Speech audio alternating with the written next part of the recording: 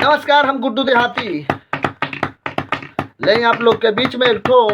भोजपुरी गीत पेश कर रहल बानी। हमरा आशा न बल्कि पूर्ण विश्वास बा कि आप लोग के जरूर अच्छा लागी। और अच्छा लागी,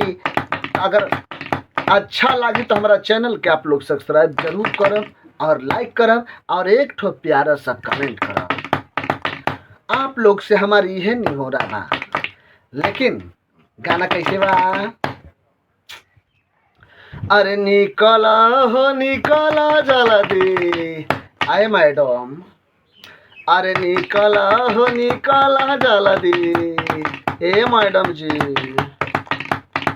निकला हो निकला जल्दी घर से बाहर गोदवाला हो मैडम हो पर गोदना हो मैडम हो पर गोदना हो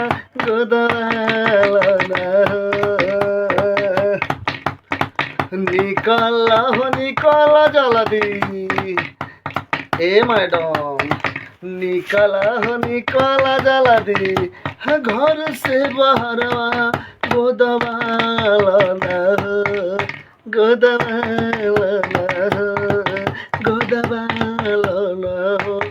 मैडम हो पर गोदना हो मैडम हो पर गोदनमा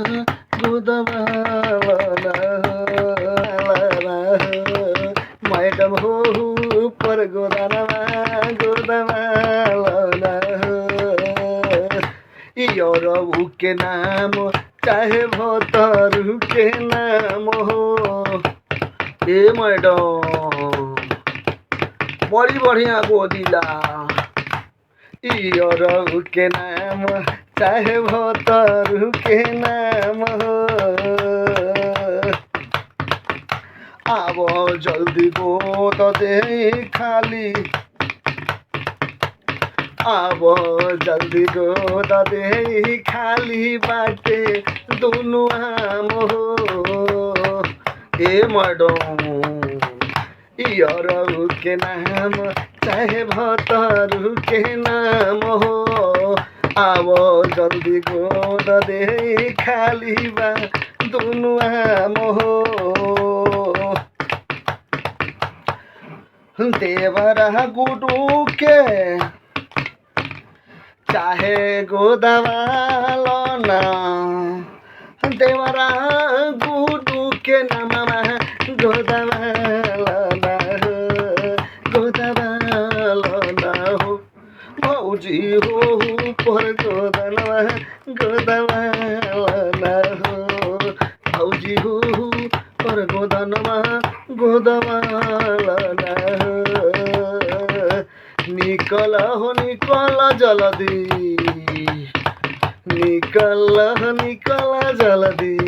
घर से बाहर गोदवाला हो मैडम हो पर गोदनमा हो मैडम हो पर गोदवाला हो। नमस्कार, हाथ जोड़ के विनती बा, सब्सक्राइब आप लोग जरूर कीजिएगा और लाइक कीजिएगा।